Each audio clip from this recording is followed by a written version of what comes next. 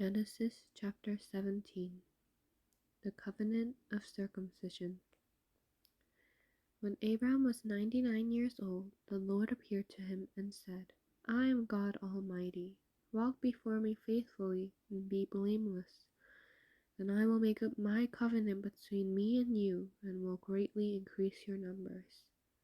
Abram fell face down, and God said to him, As for me, this is my covenant with you.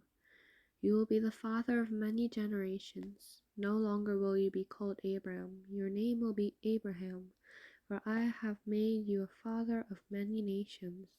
I will make you very fruitful. I will make nations of you, and kings will come from you. I will establish my covenant as an everlasting covenant between me and you and your descendants after you for the generations to come, to be your God and the God of your descendants after you. The whole land of Canaan, where you now reside as a foreigner, I will give as an everlasting possession to you and your descendants after you, and I will be their God. And God said to Abraham, As for you, you must keep my covenant, you and your descendants after you, for the generations to come. This is my covenant with you and your descendants after you, the covenant you are to keep. Every male among you shall be circumcised. You are to undergo circumcision, and it will be the sign of a covenant between me and you. For the generations to come, every male among you who is 8 days old must be circumcised, including those born in your household or bought with money from a foreigner, those who are not your offspring, whether born in your household or bought with your money, they must be circumcised. My covenant in your flesh is to be an everlasting covenant. Any uncircumcised male who has not been circumcised in the flesh will be cut off from his people. He has broken my covenant. God also said to Abram, As for Sarah your wife, you are no longer to call her Sarai.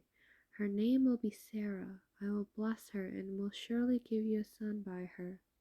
I will bless her so that she will be the mother of nations. Kings of peoples will come from her. Abram fell face down. He laughed and said to himself, Will a son be born to a man 100 years old? Will Sarah bear a child at the age of 90? And Abram said to God, If only Ishmael might live under your blessing. Then God said, Yes, but your wife Sarah will bear you a son, and you will call him Isaac. I will establish my covenant with him as an everlasting covenant for his descendants after him. And as for Ishmael, I have heard you. I will surely bless him. I will make him fruitful and will greatly increase his numbers. He will be the father of 12 rulers, and I will make him into a great nation. But my covenant I will establish with Isaac, whom Sarah will bear to you by this time next year. When he had finished speaking with Abraham, God went up from him. On that very day, Abraham took his son Ishmael, and all those born in his household were brought with his money, every male in his household, and circumcised him as God told him. Abraham was 99 years old when he was circumcised, and his son Ishmael was 13.